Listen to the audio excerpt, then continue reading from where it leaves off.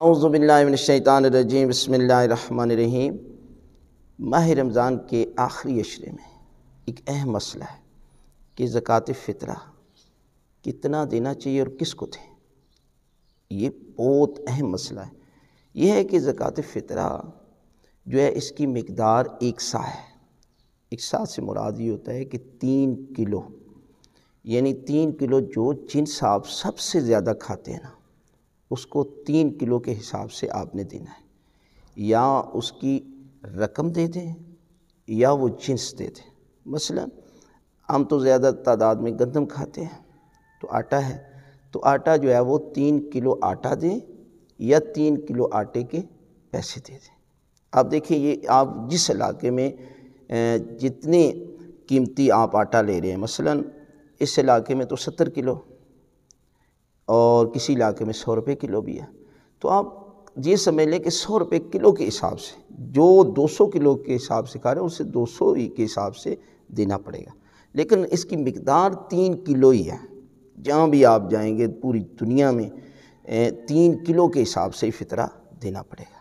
لہذا 3 کلو کے حساب سے اگر 100 روپے کلو ہے تو 300 روپیہ بنے گا، ٹھیک ہے۔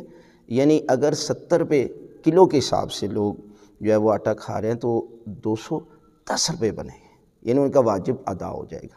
لہذا ایک بات تو یہ ہے کہ آپ اتنی مقدار میں دینا ہے، یعنی یا آٹا دے سکتے ہیں یا اس کے بدلے میں پیسے دے سکتے ہیں۔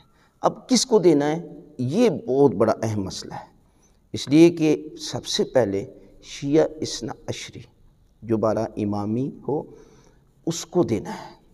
اگر وہ نہیں آپ کو ملتا تو پھر دوسرے برادران کو دے سکتے ہیں، اور ہر صورت میں ناسبی کو نہیں دینا، جو اہل بیت کا دشمن ہے اسے نہیں دینا چاہیے۔ اور اس کے بعد یہ ہے کہ شرابی کو نہیں دینا چاہیے، کھلا گناہ کرنے والے کو نہیں دینا چاہیے، اور بے نمازی کو بھی نہیں دینا چاہیے، اس لیے کہ یہ فطرہ آپ جو ہے وہ زکوٰۃ ہے، اور یہ اس کے شرائط ہیں، ان شرائط کے تحت جو ہے وہ آپ کو ادا کرنا چاہیے۔ لہذا اور اس کے بعد فرمایا کہ فقیر رشتہ داروں کو باقی سے ترجیح دیں، اور ہمسایوں کو باقی لوگوں سے ترجیح دیں، اور اس کے بعد فرمایا اہل علم لوگوں کو عام لوگوں سے ترجیح دیں، بہتر سمجھے کہ ان کو دیں، اس لیے کہ یہ آپ کا واجب ہے، اور واجب اس صورت میں ادا ہو سکتا ہے۔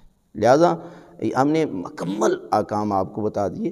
لہذا ہر صورت میں جو غیر سید ہے نا، وہ سید کو نہیں دے سکتا، اور سید غیر سید کو دے سکتا ہے۔ لہٰذا یہ مسائل ہیں، اور آپ اس طریقے کے ساتھ جو ہے وہ دیں گے تو آپ کا فطرہ جو ہے وہ ادا ہو جائے گا۔